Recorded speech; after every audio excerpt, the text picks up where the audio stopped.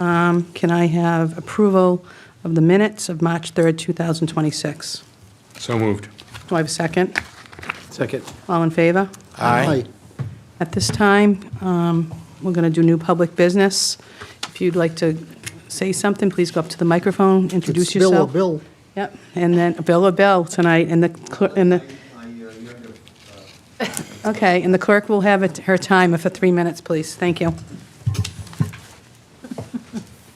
Good evening. Thank you. Bill Bates, Town Meeting Member, Precinct 4. And as usual, I would like to thank the board members for your service to our town.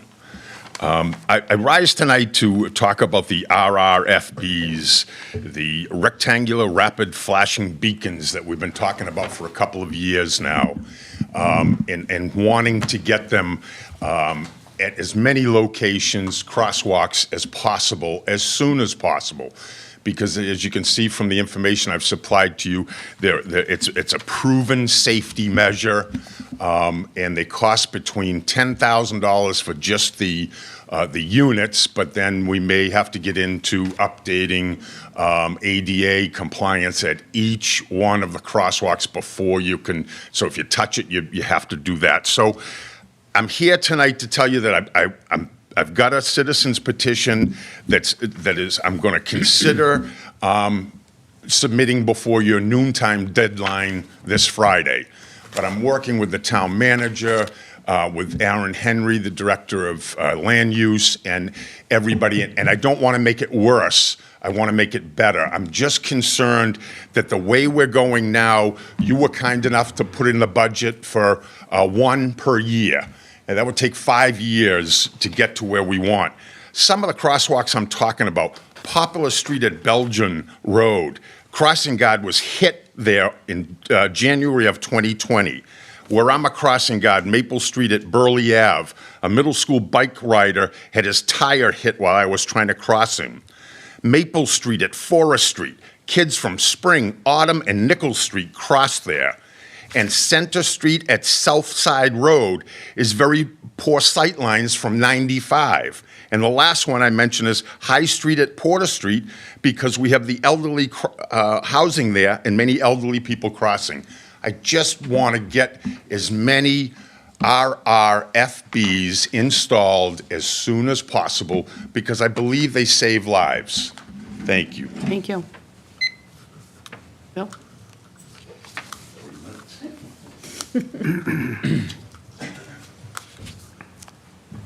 Bill Bradstreet, Town Meeting Member, Precinct 1. I attend a lot of meetings as an observer. I occasionally ask questions. If I may, when it comes to running the town, all of the boards have their jobs to do. Danvers is a nice community. I have to think that some other communities in the area might be envious of the way we're able to run our town as smoothly as we do. Each board has been given direction, so to speak, on how they're supposed to operate. I wonder sometimes if any of these boards, we did the town manager, of these boards ever reviewed on a periodic time just to see if they have issues that need to be addressed or not, say 3 years, 5 years, 10 years, whatever, but address any questions that might be difficult for the board to answer, saying we'll have to check with town council or what have you. Maybe town council can give them the information before it's needed. It's having the information and not needing it, but needing it and not having it. Proactive, so to speak. Okay, good. We'll look into that. Well, the town manager will look into that and get back to you on that. Working on it. You're working on it. Thank you. Say something about it later today. Thank you. Okay, good. Thank you. Anybody else? Okay, all right. The board will issue a proclamation in recognition of Arbor Day. We have that. Mike, do you want to, who's here to speak first? Yeah, who's here to speak, please, on behalf of that? Hi. Do you want to go up and please introduce yourself? Thank you. Mike, you want to read it afterwards? Out loud? Yeah, you want? Yeah, I will. Okay. Do you want me to go first, or do you want to go No, first? you go. Travis Reardon, Danvers DPW Forestry Department. Every year we do Arbor Day, usually held last Friday of April. But with school vacation this week, or this year, it falls during vacation week, so we're actually going to push it forward a week. This year we'll be at Smith School. We'll be planting two trees. One will be donated by the Corliss Brothers in Ipswich, and the other from the Danvers Garden Club. And the seedlings this year will be a river birch, which will be given out to all elementary school students that want to participate, and then they'll be able to plant a river birch in their yard. Nice. Board members, questions? What day will that be done? That will be April 17th Thank you. at Smith School this year at 10 o'clock. Thank you. You're very welcome. Do you have any questions? No, no questions, thank you. Diana? All set, thank Mike? you. No, I have no questions. Thank you. My son still, I think they gave us a tree at Smith School, and they still have it. Still got it? Yeah, he's, 24 years old now. It's growing. What was it? What was it? I think it was a birch. Birch? Yeah, it's very nice. Excellent. Mike, you want to read that? Sure. So, proclamation for Arbor Day, April 26th. Whereas when Massachusetts Bay Colony was settled in 1630, the town of Boston had no trees, although there were thick forests in the areas around the settlement and on the harbor islands. And whereas when the first settlers arrived on the Great Plains in the 1800s, they found miles of lush rolling grassland, but few if any trees. And whereas the planting, maintenance, care, and removal of shade trees is a service purely public in its nature, undertaken for the common good. And whereas the general laws of the Commonwealth state, the governor shall annually issue a proclamation setting apart the last Friday in April as Arbor and Bird Day, recommending its observance by the public in the planting of trees, shrubs, and vines, particularly those attractive to birds, and the promotion of forest growth and culture. And whereas we realize the benefits derived from trees, they help beautify and landscape, cleanse and purify the air, moderate temperatures, reduce noise pollution, provide windbreaks, reduce runoff and erosion, provide habitat for wildlife, increase property values, and are part of our social fabric. Whereas we, the Select Board, do hereby proclaim Friday, the 24th of April, 2026 as Arbor Day in the town of Danvers. Seconded. Second, okay, all in favor? Aye. Aye, opposed? Thank you. Okay. Thank you. All right, at this time, the board will hear a presentation on open space by land use and community services. Our director, Aaron Henry. Good evening, everybody. Thank you. Just let me make sure that things are working here. Okay. Again, hi, Aaron Henry, Director of Land Use and Community Services. Thank you for having time to discuss our current work on the open space and recreation plan.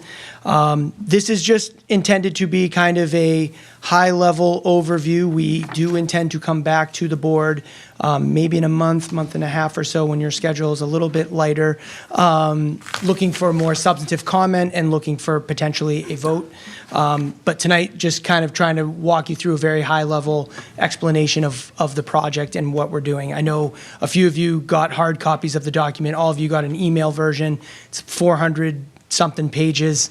Yeah. It's a big document. On Arbor Day, we killed 4 trees. I know. I did not.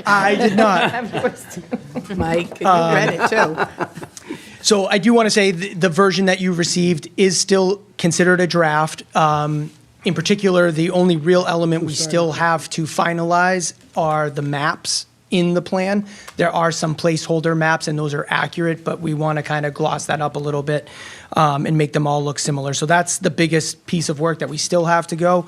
Obviously, we're going to various boards and committees over the next couple of months, and I would imagine there'll be some fine-tuning and corrections, clarifications, et cetera, as we go. So when we come back to you, you'll probably have a slightly different version of the 400-page document.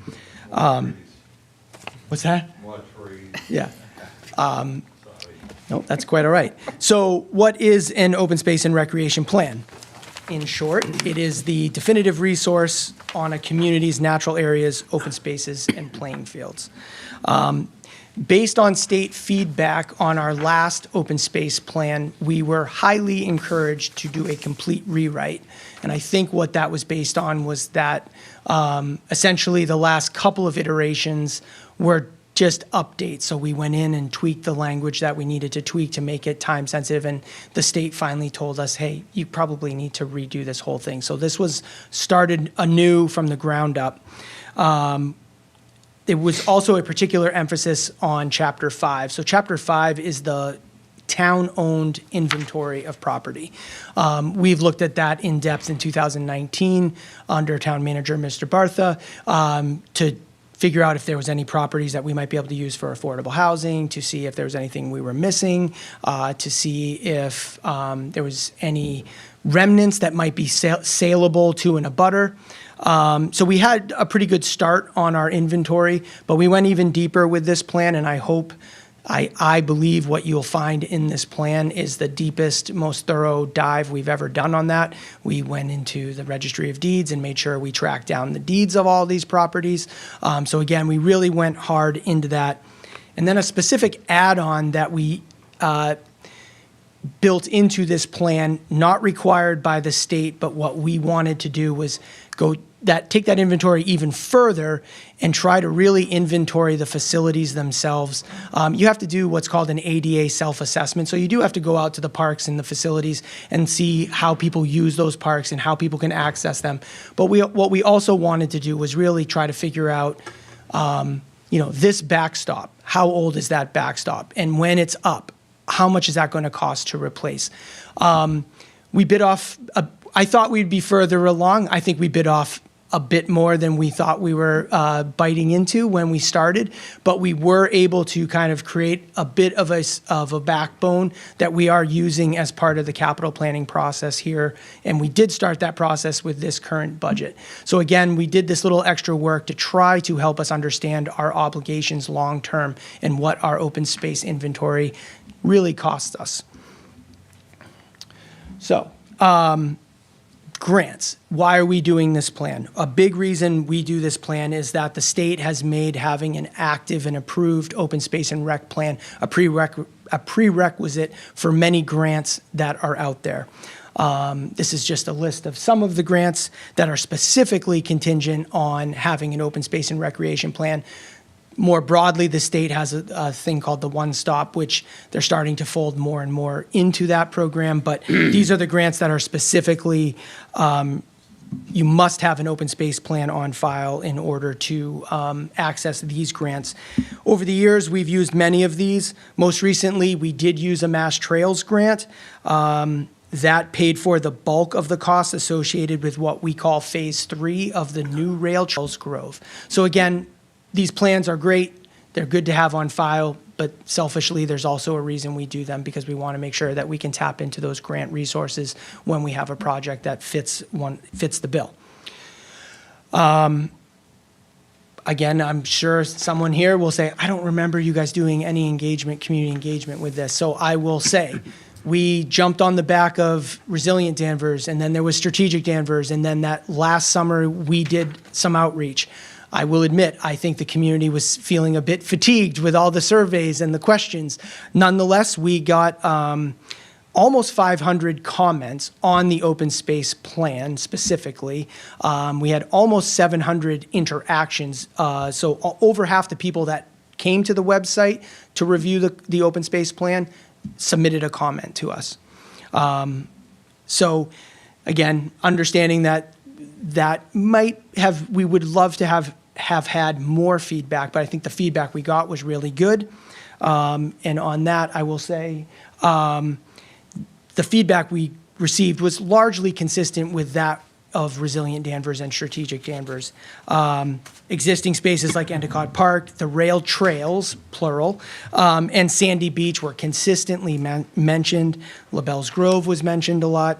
Connectivity was mentioned. And this has been a trend nationally, kind of leading up to the COVID pandemic. But since the pandemic, those requests have seemed to accelerated. And DTAC has gotten a lot of comments over the last couple of years about sidewalks, crosswalks, the like. And that seems, I think that's a national trend. But like I said, I think the pandemic seemed to kind of accelerate those trends. I'd also like to highlight again, as part of this exercise, we did that deep dive. And the back part of the plan, maybe the last 150 pages or so, or the Open Space Atlas, where we tried to objectively review each of those facilities. So you'll see there's like a scoring system on each of those. And that's, again, to try to feed back into the staff process about the capital planning and like what rises to the top when you actually look at what the needs are on those facilities, not just, today let's just invest in this playground. Like, we're trying to take a more objective approach to that, and you'll see those scoring results in the back of the plan. And again, those are things that we've gotten a lot of feedback on, but as you dive into that plan, we'd love to get your comments on that. Okay, next steps. As I said, this is just part one. I'm happy to answer any questions on the plan, although I will tell you I probably can't give you a definitive answer tonight, but I'm happy to take the question down and get back to you. That said, we plan on coming back to you in maybe 4 to 6 weeks. We are also in the process of going to the Planning Board and the Recreation Committee specifically. Those are boards that have to weigh in on the open space and recreation plan in order for it to be approved. There's also been some interest in bringing it to accessibility to River Committee. So there's some other committees out there that if they express an interest, we're absolutely happy to go and talk to them about this. So there'll be a little bit more process over the coming weeks with our aim to submit to the state by the end of May. But again, we're not going to put the hard push on you all to take a vote. If we need to work something out and we need more time, we're happy to have that time. We're not under any duress as far as we're not looking for a grant application that needs this in tomorrow. We do have a grant strategy and we're working on that too. But again, we want to make sure the boards and committees that have to tell us that this plan is good have the time and space they need to digest it properly and give us that feedback. So I think that's it. Like I said, a very short summary. I know we'll have Big questions for document. you afterwards, but Gardner, do you have any questions for Aaron at this time? No, thank you. I'll look forward to reading the document. Mike, Yes. go ahead. It's not questions. I just have, you kind of ruined the plot. I was looking to get through this whole thing, and I kind of told me the last 150 pages. Well, I can send you a test. I did have an idea. You know how we have Adopt an Island in town? Yep. And so a business or anybody could, what, is it $100 or something, $150 or something to adopt an island? I Is that- don't remember the exact price, is but it around there, maybe? yeah, it's not super expensive. I was looking around, and so Southbridge does adopt a park. So you could have businesses or anybody could kick in. You'd have a little board in there that says who's, contributing, and then you raise funds towards park, the beach. Idea. I just wanted to put it out there. Yep. It may be a way to raise some money. Yep. And it could turn out to be something pretty cool. Yep, great idea. That was really it. Thank you. you. Excellent, that's a good idea. Dee? Yeah, thank you. Couple of questions, comments, food for thought. The result, on the results slide you had there, it says part of it is the need for better communication and marketing of recreational Yes. opportunities. How do you think of increasing that? It's a good question. We got to work on that one. That's part of the problem, is that we have to come up with those solutions. I think in general, in the recreation space, everything has gone online over the last 5+ years. And so we're having good results with the folks and our families that are already in the system. Obviously, the feedback we got was not everybody's fully aware of all of the programs that we offer. And so again, part of that would be putting that atlas that's part of that plan kind of out there for people to see. So like if they haven't, if they want to know about what open space opportunities are in their neighborhoods, that's easily accessible to them. But that's one of those strategies that we have to talk more about and kind of come to a conclusion on how we reach more people. Yeah, and this may be a crazy idea. Maybe select board member Bernard and Dan can help. When Oh, you're volunteering them. Yeah, when houses are listed When on- houses are listed? on Zillows and Yep. things like that, it usually talks about amenities and the things that are in the town. And who gives that information? Like, who puts that information up? Do not know. No, we've wondered that same thing. Sometimes you'll see a walkability score. We're Exactly. not sure where that comes from. My guess is I'm going to say AI, but that seems to be the AI answer wasn't- today that you can just AI throw that is out new, there. because I think Yeah. that would be a great place Yeah. to update our housing listings within the town, or update that database so that people know that in Danvers, Yeah. you have Endicott Park, you Yeah. have these things, you have those things. That The one thing that's good about the open space distribution in Danvers, and there are other towns that have this, but there are some towns that do not have it. The good news about Danvers is, for the most part, most neighborhoods are close to an open space amenity. So we've, and I don't know if that was planned or by chance, but the good news is that no one's very far from open space. So the town has done a good job of having kind of something in most neighborhoods. Again, there are certainly neighborhoods that will tell you they wish they had more and were closer to something, but very few neighborhoods are completely landlocked from finding an open space parcel within a reasonable distance of them. except Houghton, where if you want the trail, you have to go to Middleton. Yeah, there You can't come to are Danvers. definitely some there are definitely some neighborhoods that are a I'll little, keep bugging you with that until that's and done. the rail trail project that the state's taking, phase 2, basically the animal hospital to Kirkbride Drive, supposedly there's going to be some work in between around Texas Roadhouse. Okay. So it's a state project, but we're advocating hard for some sort of pedestrian amenity so that those folks can come down and actually connect Exactly. and not have to walk the shoulder of 62 through that section. Okay, perfect. Thank you. You answered my question about the Accessibility Commission and the River Commission. You said something about, like, if they show interest. I think it would be a good idea to get them involved, one way or another, either, I don't know, survey or just getting some ideas from them. I think they're great resources that can help with some of this. Now, one of the goals, I didn't read all the 400 pages. I read That's okay. the summary and then kind of skimmed through it. I didn't study all the maps. But one of the goals was to acquire and protect additional open space and natural resource areas. Is that an attainable goal? And are we thinking about Well, eminent sure. domain? Or No, we're not. buying or- This plan. We're not contemplating in this plan any strategy to actually, take this. But what we've learned, and this is LaBelle's Grove is a great example of Okay. how this works.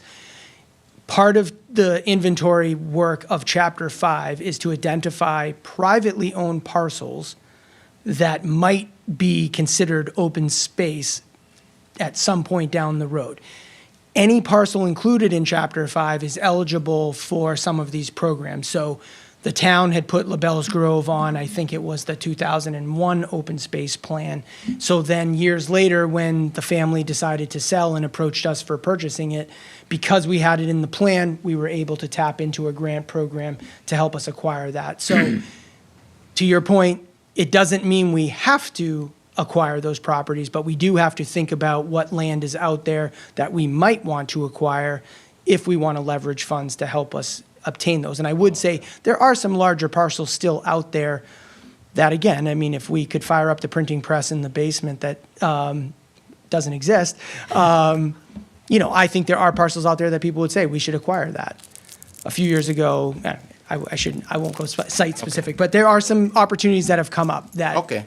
ideally we would have had the ability to acquire. Oh, that's fine. I wasn't aware of that. The last question, comments, and I was going to talk about this during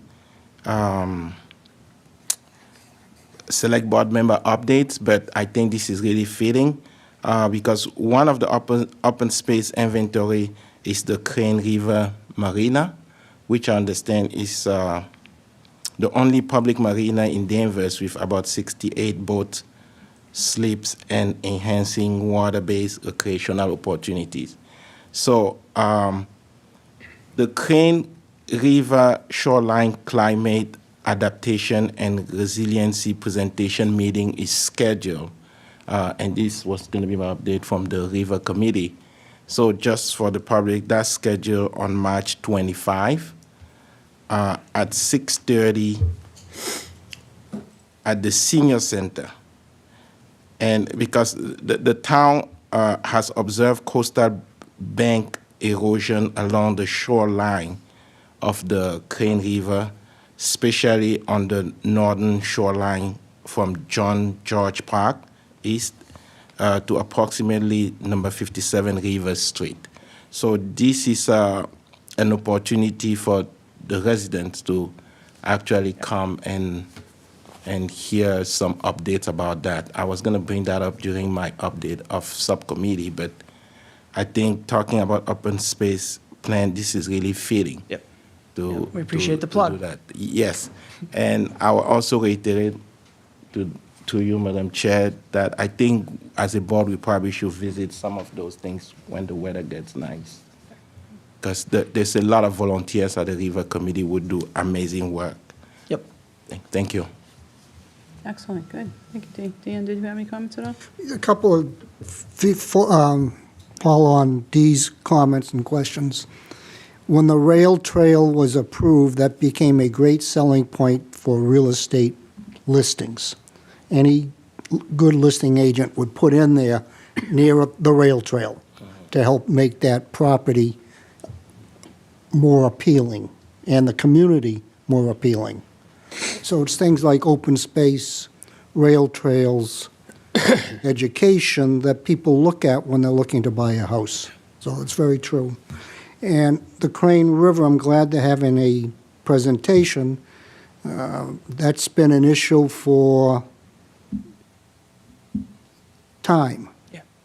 The riverbanks disappear, and it's always been a question, what do you do, what do you put on it to stabilize them? That's the big question. Am I right, Aaron? Yeah, and as I understand, we've tried a couple of times, a couple of different things, and nothing has worked. Nothing has yet. worked, right. So this is another bite So- at the apple. That is a serious problem down there. Aaron, thank you for this 400 and something pages. I got the two-sided version, less paper. A lot of good information. For some reason, and you can help me, there's no mention of the swamp walk in here. It's not identified, there's no picture, there's no description. So is not the swamp walk a town resource, or is it just something sticks in the marsh? No, it should, I didn't realize it wasn't in there. I know The it's. only place it's mentioned is in a public forum where somebody said swamp walk. No, That's the only place in this document that's mentioned. we'll So make is it sure a that- town-owned property? Is it Yeah. town-supported? Yep, Okay. Guess you got to add an addendum. we will make that correction.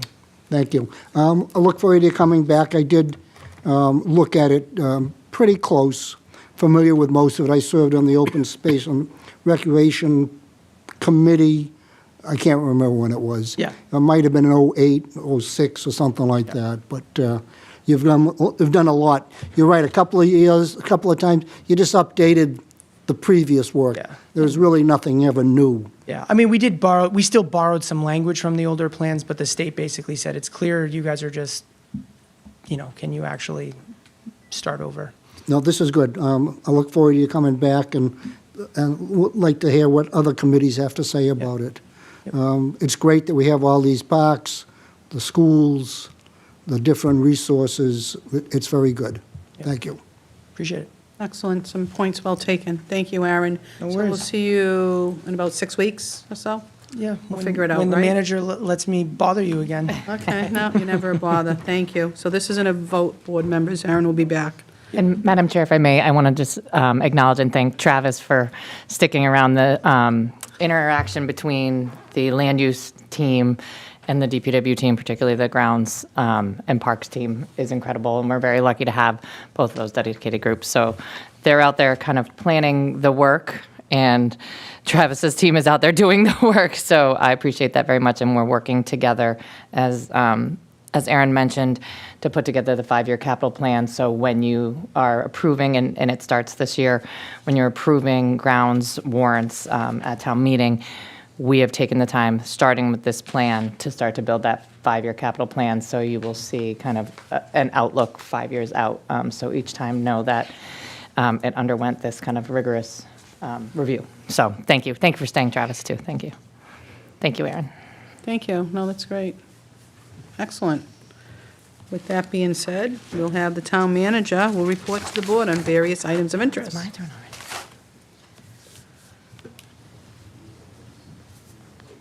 Thank you.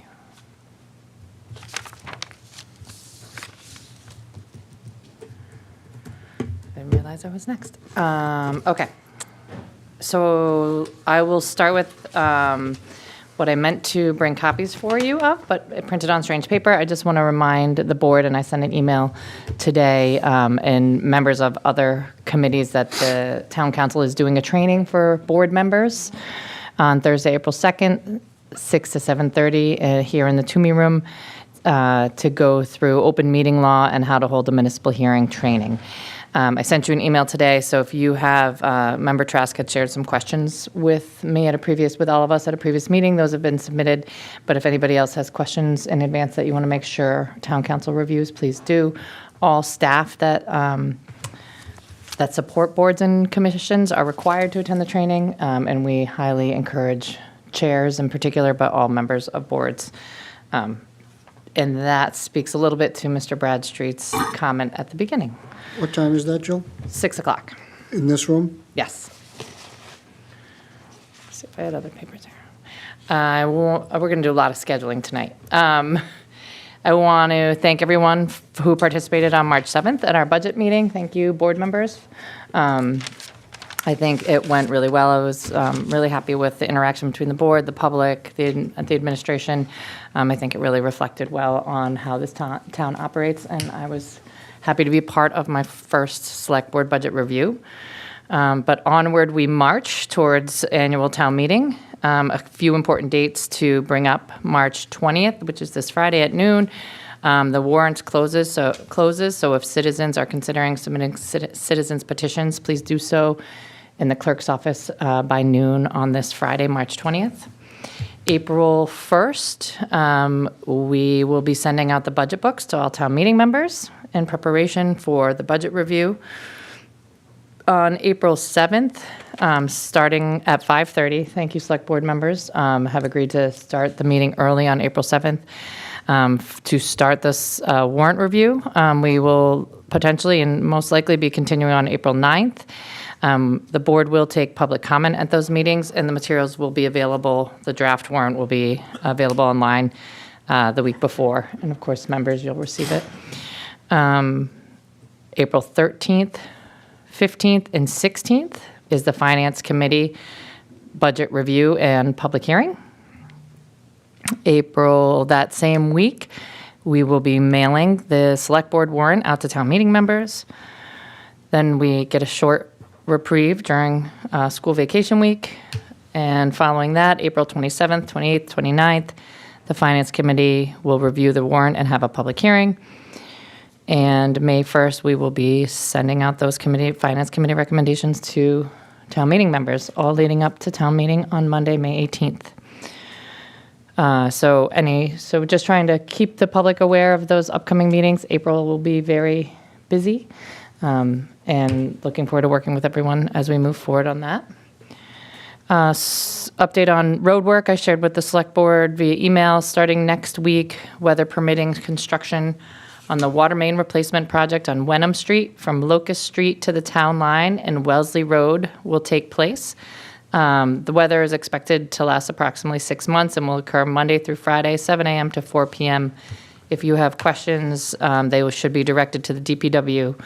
And this came up in our leadership team meeting. I just want to reinforce this is very much weather permitting at this early stage in spring. So stay tuned. Thrilled to announce that, I think I maybe mentioned it at the last meeting, but we were recently informed that we did receive grant funding for an additional speed trailer to the police department. So thank you to Lieutenant Sullivan for taking the initiative to submit that application, and stay tuned. We will keep you posted on when it arrives and where and how they intend to use it. Some more good news. Danvers Electric has received Diamond status for reliable public power Diamond status reliable public power designation from the American Public Power Association. So they call it the RP3 designation, lasts for 3 years and recognizes public power utilities that demonstrate excellence in 4 key disciplines: reliability, safety, workforce development, and system improvement. Criteria for the Diamond level designation include sound business practices, a utility-wide commitment to safe and reliable delivery of electricity, and a focus on innovative and sustainable system improvements. This ranks Danvers Electric in the top 2% of more than 2,000 public power utilities in the United States. So I think this is something to be incredibly proud of. Kudos and thank you on a job well done to the entire team at Danvers Electric, and they will be officially presented with this award at the conference, I think, in the spring. So for me, top 2% in the country, I'll take it. A couple of interesting community engagement activities for folks.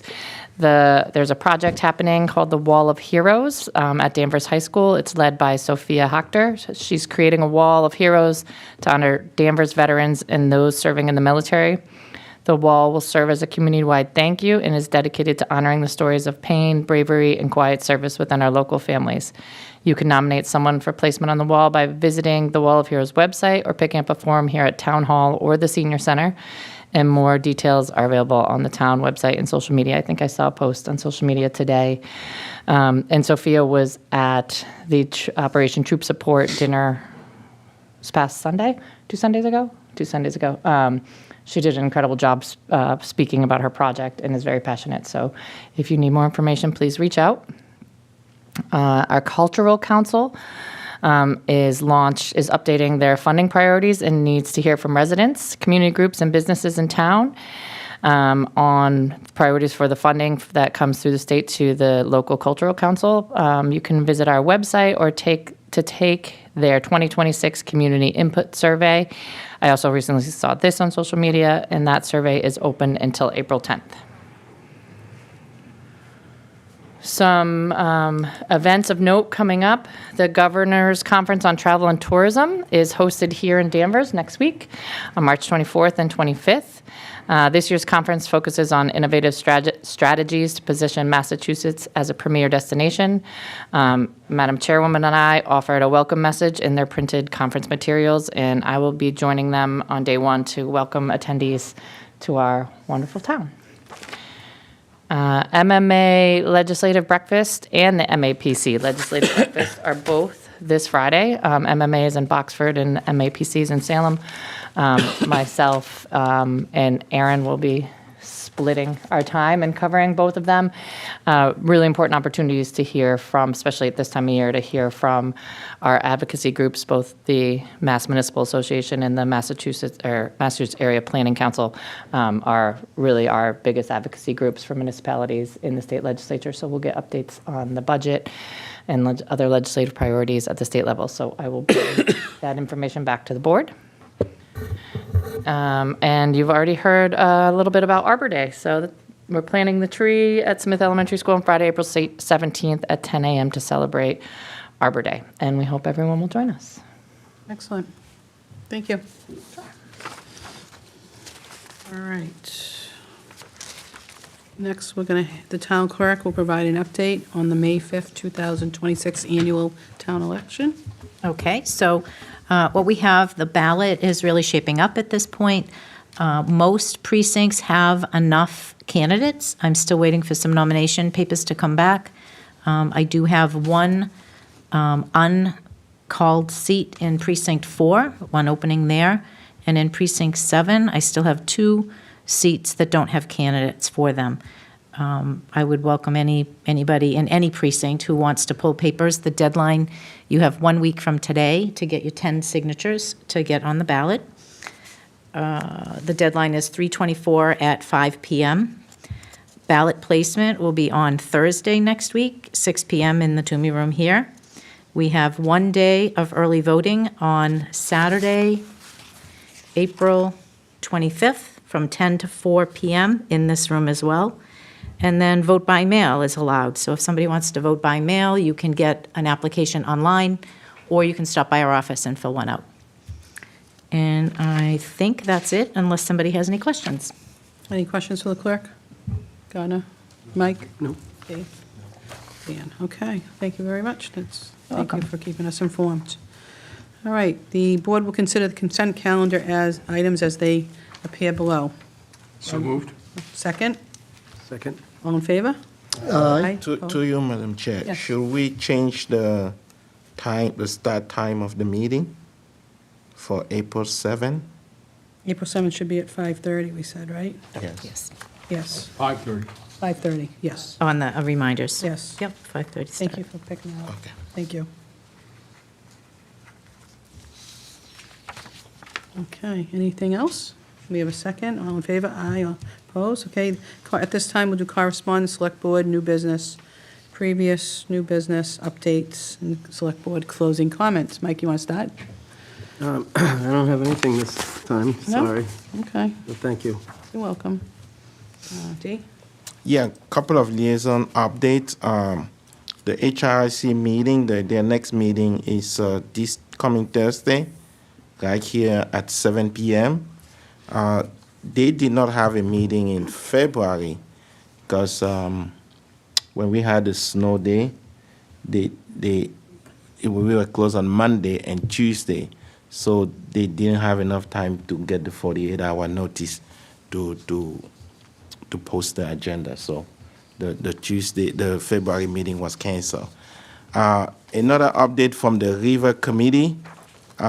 Just want to give a thank and a shout out to a member, Bill Sienzinski. I think that's his name. Scienski.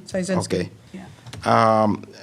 Him and the Danvers Sport Yacht Club Association did have a border safety course back in the middle of February, and that was free, and he offered that to the residents. Mm-hmm. And it seems like there were about 55 people who attended the course. So because I don't know if people know, but as of January 8, 2025, the Massachusetts governor had, so there was a new law that established that all the border had to take this class before they can operate. So it was really nice for them to offer this class free of charge to the resident. I think they might have another one upcoming in April. If they do offer another one, I will keep you posted for anyone who would want to attend and get their certificate. That's awesome. Thank you. Thank Gee, you. does that mean my certificate from 1978 is no longer valid? Maybe not. I think the law it's true. The law states that if you were born after January 1989, you must obtain this new certificate by April 1st, 2026. So I'm grandfathered. But for people that were born before January 1989, they are given until April 1st, 2028. Oh, okay. So you are not grandfather, but they're giving you more time. Extension, thank you. Because maybe they You think might need it to study up again. maybe you might have to study more or take the exam a couple times to pass it. I'm not sure. But yes, Thanks for that. No, thanks for that update. it's really important, and I think, like I said, serving as a liaison to this committee, my mind is just blown away by the amount of work that Chris Sanborn at the town and the volunteers of this committee do to keep our waterfront what it is. So, thank you. Thank you. Excellent. Gardner? I don't have any, I did get a correspondence that I'll forward to the town manager about some damage from the snowplows, and recommend that anybody who has similar concerns, please contact your select board member or contact the town manager directly. They'll investigate. Me too. That's the same thing. about the damage, the snowplow, right? That, good, that's good, that we have people contact the town manager, and she can get in touch with DPW. We'll take care of that. Dan, do you have anything? I do. Actually, the Affordable Housing Committee will meet tomorrow night at 6:30 to review the revisions made to the housing production plan that's been in the works for the last so many months. I believe the planning department's already weighed in on it. Affordable Housing has to finalize it, so eventually it will come to this board for review and adoption. So we're getting close to the end on that. And the Preservation Commission, usually the meeting would be the 9th of the month, but given the mural dedication here, perhaps our select board meeting, I've asked Aaron to look at those dates and might have to revise the preservation date. And we do have a public hearing that we're going to have on the old firehouse. It's for sale, and somebody wants to make alterations, and we've deemed it to be historically significant, which calls for a public meeting within 45 days. That's good. Those are my updates. All right, and I really have nothing. Do you want to close it out, Dan? If you're ready? I'm ready. Okay, great. Ready. Folks, when you see a veteran, please say thank you for his or her service. Thank you. Good night, Danvers. Thank you. Thank you.